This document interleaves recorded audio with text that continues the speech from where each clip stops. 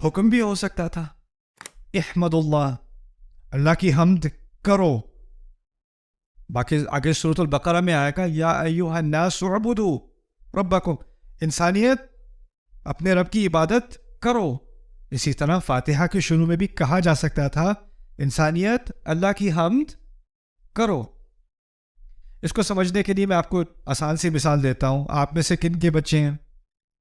Okay, جن کے بچے ہیں، آپ نے اپنے بیٹے سے کہا بیٹا پانی لا دو، حکم دیا نا پانی لا دو. اب اس کے پاس اب دو اختیار ہیں، یا تو وہ لائے گا یا تو وہ لائے گا.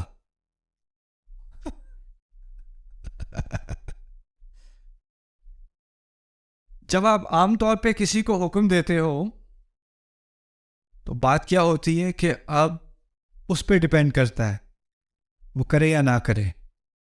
وہ کرے گا تو ہوگا، نہیں کرے گا تو نہیں ہوگا. اللہ تعالیٰ نے اگر حمد کا حکم دیا ہوتا ہے نا تو بات کس پہ ڈیپینڈ کرتی؟ ہم پہ. ہم کریں گے تو ہوگی.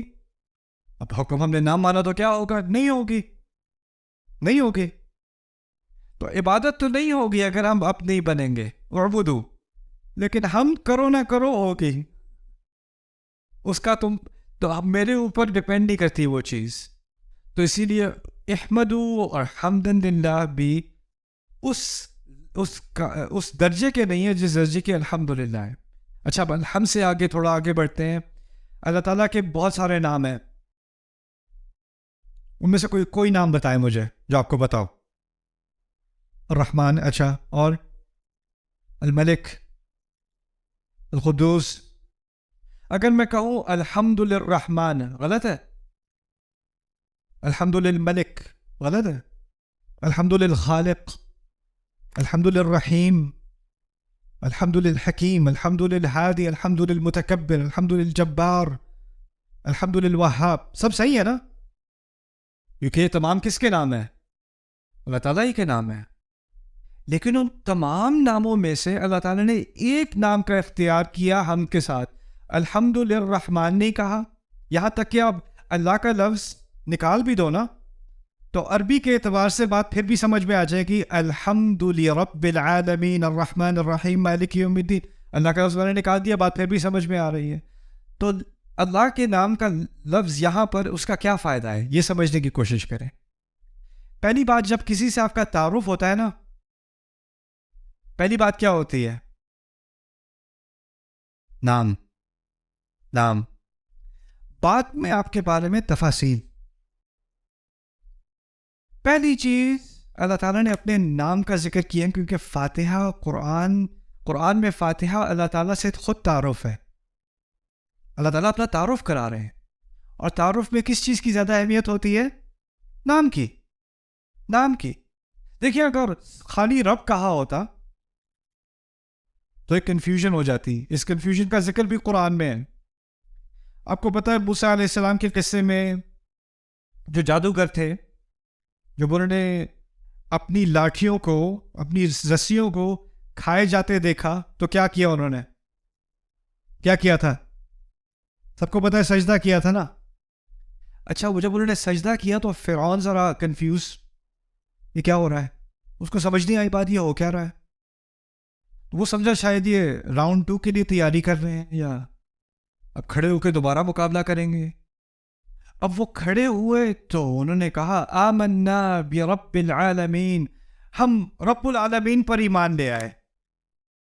کیا الفاظ استعمال کیے انہوں نے؟ اچھا، کیا لفظ استعمال نہیں کیا انہوں نے یہ نہیں کہا ہم اللہ پر ایمان لے آئے. کیا کہا؟ ہم رب العالمین پر ایمان لے آئے. اب فرعون پھر بھی کنفیوز. ہاں مجھے پتا ہے مجھ پر ایمان لائے ہو، پھر بھی کیونکہ جب اس نے رب العالمین سنا تو وہ کس کے بارے میں سوچ رہا تھا؟ اس نے تو رب کا لفظ کس کے لیے استعمال ہوتے دیکھا ہے؟ اپنے لیے. تو اس نے جب ان کی بات سنی، کھڑے ہو کے وہ اسلام کا دعویٰ کر رہے ہیں آمنا برب العالمین، وہ سمجھ رہا ہے اس کی بات ہو رہی ہے. تو ان کو کلیریفائی کرنا پڑا، بعد میں بات مزید واضح کرنی پڑی. اگلی آیت میں ربی موسیٰ و ہارون، موسیٰ اور ہارون کا رب.